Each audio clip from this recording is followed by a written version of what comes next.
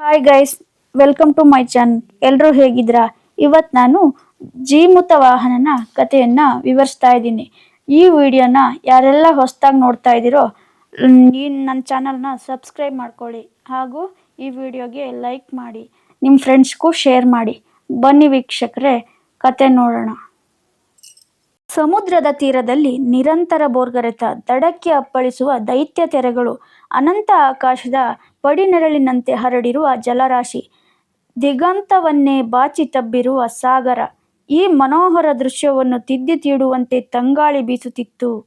ಈ ರಮ್ಯತೆಗೆ ಕ್ಷಣ ಮೈಮರೆತರು. ಎಚ್ಚೆತ್ತುಕೊಂಡು ಆನಂತರ ಜೀಮೂತ ವಾಹನ ಮತ್ತು ಮಲಯಕೇತು ಮಲಯಾಂಚಲದೆಡೆಗೆ ನಡೆದರು. ಸುತ್ತಲೂ ದಟ್ಟ ಹಸಿರು, ವನದೇವತೆಗೆ ಹಸಿರು ಸೀರೆಯನ್ನುಡಿಸಿದಂತೆ ಕಾಣುತ್ತಿತ್ತು. ಗಗನಚುಂಬಿ ಮರ ಮತ್ತು ಗಿರಿಶಿಖರಗಳ ಸೌಂದರ್ಯಕ್ಕೆ ನಿಬ್ಬೆರಗಾದರು. ಮಲಯಕೇತು, ಇದೆಂತಹ ಅಪರೂಪದ ದೃಶ್ಯ! ಪರ್ವತ ಶಿಖರಗಳು ಬಿಳಿ ಮೋಡಗಳಿಂದ ಆವೃತಗೊಂಡಿವೆ. ಹಸಿರಿನ ಸಿರಿಗೆ ಹಿಮದ ಚೆಲುವು ತುಂಬಿದೆ. ಜೀಮೂತ ವಾಹನ, ಅವು ಮೋಡಗಳಲ್ಲ, ಮಂಜಿನ ಗಡ್ಡೆಗಳೂ ಅಲ್ಲ, ಸರ್ಪಗಳ ಮೂಳೆಗಳು. ಆ ಬಿಳಿಯ ಬಣ್ಣದ ಮೂಳೆಗಳ ಅವಶೇಷಗಳು. ಗರುಡನ ಆಹಾರಕ್ಕೆ ನಾಗಕುಲ ಸಿದ್ಧವಾಗಿದೆ ಎಂದು ಮಲಯಕೇತು ಉಸಿರ್ಗರೆದ. ಗರುಡ ತನ್ನ ಆಹಾರಕ್ಕಾಗಿ ಪ್ರತಿದಿನ ಅನೇಕ ನಾಗಗಳನ್ನು ಕೊಲ್ಲುತ್ತಿದ್ದ. ಈ ಅನಾಹುತ ತಡೆಯಲು ಸರ್ಪರಾಜ ಗರುಡನೊಡನೆ ಒಪ್ಪಂದ ಮಾಡಿಕೊಂಡ. ಗರುಡನ ಆಹಾರಕ್ಕಾಗಿ ಪ್ರತಿದಿನ ಒಬ್ಬ ನಾಗನನ್ನು ಕಳುಹಿಸುತ್ತಿದ್ದ.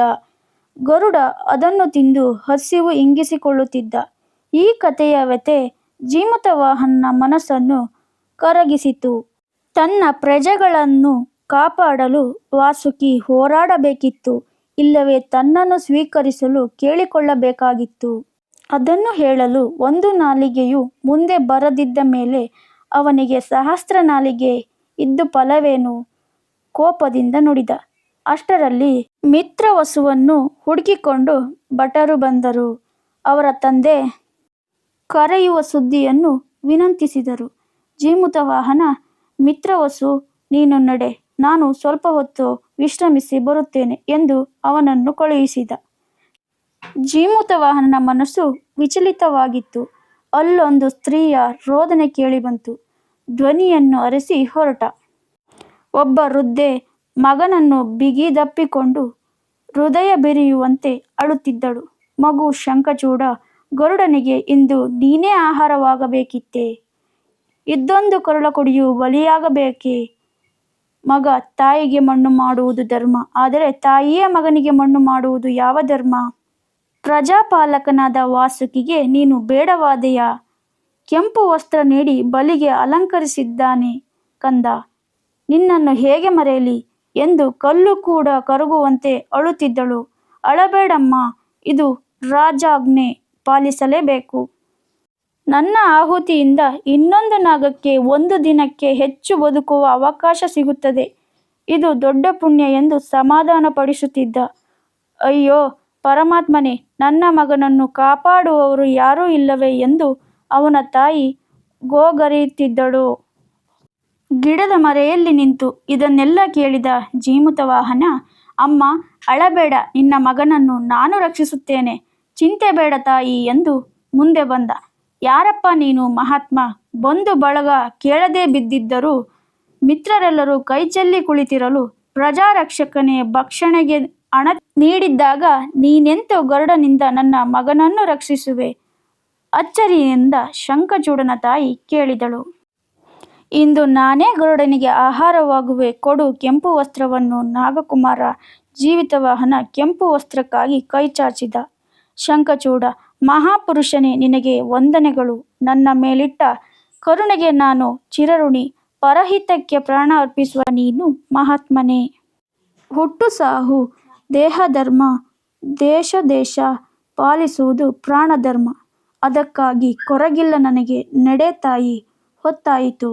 ಗೋಕರ್ಣೇಶ್ವರನಿಗೆ ನಮನಗಳನ್ನು ಸಲ್ಲಿಸಿ ವಧಾಸ್ಥಾನಕ್ಕೆ ಹೊರಡೋಣ ಎಂದು ತಾಯಿಯನ್ನು ಸಮಾಧಾನಿಸುತ್ತಾ ಕರೆದೊಯ್ದ.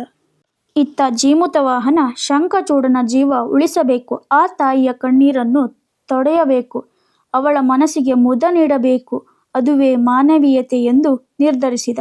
ಆಗ ಆಗಸದಲ್ಲಿ ಗರುಡ ಹಾರಿ ಬರುತ್ತಿರುವುದನ್ನು ಕಾಣಿಸಿತು. ತಕ್ಷಣ ತನ್ನ ಕೆಂಪು ಪೇಟವನ್ನು ಬಿಚ್ಚಿ ಮೈತುಂಬ ಹರವಿಕೊಂಡ. ನಾಗ ವಧಾಸ್ಥಾನದಲ್ಲಿ ಕುಳಿತುಕೊಂಡ ಕೆಂಪು ವಸ್ತ್ರದವನೇ ನನ್ನ ಆಹಾರವೆಂಬುದು ಭಾವಿಸಿ ಗರುಡ ಅವನ ಮೇಲೆ ಎರಗಿ ಕೊಕ್ಕಿನಲ್ಲಿ ಹಿಡಿದುಕೊಂಡು ಆಕಾಶಕ್ಕೆ ಜಿಗಿದನು. ಆಗ ಭೂಮಿ ಒಮ್ಮೆ ಕಂಪಿಸಿತು, ಗಿರಿಬಂಡೆಗಳು ಅಲ್ಲಾಡಿದವು, ಪಕ್ಷಿ ಸಂಕುಲ ಆಕ್ರಂದಿಸಿದವು. ಅತ್ತ ಶಂಖಚೂಡ ಗೋಕರ್ಣೇಶ್ವರನಲ್ಲಿ ಮೊರೆ ಇಡುತ್ತಾ ತನ್ನ ತಾಯಿಯನ್ನು ಸಂತೈಸುವ ಹೊಣೆ ಅವನಿಗೆ ಹೊರಿಸಿದನು. ನಂತರ ಮಂದಿರದಿಂದ ಹೊರಬಂದ ಪ್ರಾಣಿಗಳು ಚೀರಾಟ, ಪಕ್ಷಿಗಳ ದಿಕ್ಕೆಟ್ಟ ಹಾರಾಟ ಗಮನಿಸಿದ. ಏನೋ ಅನಾಹುತ ಸಂಭವಿಸಿದೆ ಎಂದು ಮಲಯಗಿರಿಯ ಅತ್ತ ನೋಡಿದಾಗ ಗರುಡ ಕೆಂಪು ವಸ್ತ್ರದವನನ್ನು ಕುಕ್ಕಿ ಕುಕ್ಕಿ ತಿನ್ನುತ್ತಿತ್ತು.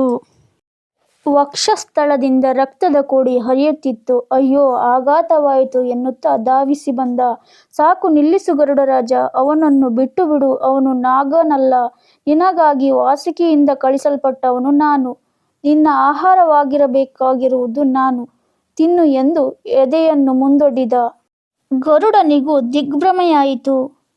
ಇಬ್ಬರ ತಲೆಯ ಮೇಲೆಯೂ ಕೆಂಪು ವಸ್ತ್ರ, ಆದರೆ ಬಲಿಯಾದವನ ಎದೆಯ ಮೇಲೆ ಇರಬೇಕಾದ ನಾಗಚಿಹ್ನೆ ಕಾಣಲಿಲ್ಲ. ನಾಲಿಗೆ ಸೀಳು ಗೋಚರಿಸಲಿಲ್ಲ. ಮನುಷ್ಯನನ್ನು ಕಂಡು ಮೂಕ ವಿಸ್ಮಿತನಾದ ಅವನಿಗೆ ಸಂಕಟವಾಯಿತು. ನೀನು ಯಾರು ಎಂದು ಕೇಳಿದ. ನಾನು ಯಾರಾದರೇನು, ನಿನಗೆ ಬೇಕಾದದ್ದು ಆಹಾರ ತಾನೆ, ನನ್ನಲ್ಲಿ ನಿನಗೆ ತೃಪ್ತಿಪಡುವಷ್ಟು ರಕ್ತ ಇದೆ ಎಂದು ಜೀಮೂತವಾಹನ.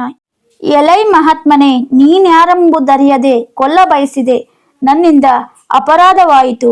ಒಬ್ಬ ಸಾಮಾನ್ಯ ನಾಗನನ್ನು ಉಳಿಸಲು ನಿನ್ನನ್ನೇ ನೀನು ಅರ್ಪಿಸಿಕೊಂಡ ಮಹಾತ್ಯಾಗಿ ನೀನು. ಅಷ್ಟರಲ್ಲಿ ವಿಷಯ ತಿಳಿದ ಜೀಮೂತವಾಹನನ ತಂದೆ ಜೀಮೂತಕೇತು ಹಾಗೂ ತಾಯಿ ಶಾಬ್ಯಾದೇವಿ, ಹೆಂಡತಿ ಮಲಯಮತಿ ಎಲ್ಲರೂ ಬಂದು ಅಳುಹತ್ತಿದರು. ಇವರನ್ನೆಲ್ಲ ನೋಡಿ ತನಗೆ ಆಹಾರವಾದ ಜೀಮೂತವಾಹನನೆಂದು ಗರುಡ ತಿಳಿದ. ತನ್ನ ಆ ಕಾರ್ಯಕ್ಕೆ ಲಜ್ಜಿತನಾದ. ಪಾಪಕ್ಕೆ ಪ್ರಾಯಶ್ಚಿತ್ತವೆಂದು ನೀರಿನಲ್ಲಿ ಮುಳುಗಿ ಸಾಯಲು ಸಿದ್ಧನಾದ. ಆಗ ಜೀಮೂತವಾಹನ, ಸಾವು ಪ್ರಾಯಶ್ಚಿತ್ತವಲ್ಲ, ಉದಾರ ನಿಮಿತ್ತ. ಪ್ರಾಣಿ ಹಿಂಸೆ ಘೋರ ಪಾಪ. ಇನ್ನೆಂದೂ ಹಿಂಸೆ ಮಾಡುವುದಿಲ್ಲವೆಂದು ಮಾತು ಕೊಡು, ಅದೇ ನಿನ್ನ ಪಾಪಕರ್ಮವನ್ನು ಶುದ್ಧಿಗೊಳಿಸುವುದು ಎಂದು ಹೇಳಿದ. ಗರುಡ ಒಪ್ಪಿ ಇನ್ನೆಂದೂ ಹಿಂಸೆ ಮಾಡುವುದಿಲ್ಲ ಎಂದು ಶಪಥ ಮಾಡಿದ. ಆಗ ಜೀಮೂತವಾಹನ ರಕ್ತಸ್ರಾವದಿಂದ ಕುಸಿದು ಪ್ರಾಣ ಬಿಟ್ಟ. ಎಲ್ಲರೂ ಅಳಹತ್ತಿದರು. ಹೆತ್ತ ಕರುಳು ಪರಮಾತ್ಮನಲ್ಲಿ ಅಮೃತ ಸಿಂಚನಕ್ಕಾಗಿ ಪ್ರಾರ್ಥಿಸಿದರು. ಗರುಡನಿಗೆ ಪಕ್ಕನೆ ಏನೋ ಹೊಳೆದು ಸ್ವರ್ಗಕ್ಕೆ ಹಾರಿದ. ಇತ್ತ ಶಂಖಚೂಡನು ತನಗಾಗಿ ಪ್ರಾಣ ತೆತ್ತ ಜೀಮೂತವಾಹನನನ್ನು ನೆನೆದು ಉಮ್ಮಳಿಸಿದ. ಅವನಿಲ್ಲದೆ ನಾನು ಬದುಕಬಾರದೆಂದು ಅಗ್ನಿಪ್ರವೇಶಕ್ಕೆ ಸಿದ್ಧನಾದ. ಅಷ್ಟರಲ್ಲಿ ಗರುಡ ಆಗಸದಿಂದ ಅಮೃತವೃಷ್ಟಿಯನ್ನೇ ಸುರಿಸಿದ. ಜೀಮೂತವಾಹನ ಎದ್ದು ಕುಳಿತ. ಸತ್ತ ನಾಗುಗಳು ಜೀವಂತವಾಗಿ ಹರ್ಷದಿಂದ ಹರಿದಾಡಿದವು. ಮಾತೆಯು ಸಸ್ಯ ಶ್ಯಾಮಲೆಯಾದಳು. ಹೂಗಳು ಅರಳಿದವು. ಕೋಗಿಲೆಗಳು ದನಿ ತೆಗೆದವು. ನವಿಲುಗಳು ಗರಿಬಿಚ್ಚಿ ನರ್ತಿಸಿದವು. ಆನಂದದಿಂದ ಜೀಮೂತವಾಹನನನ್ನು ಹಾಡಿ ಹರಸಿದವು.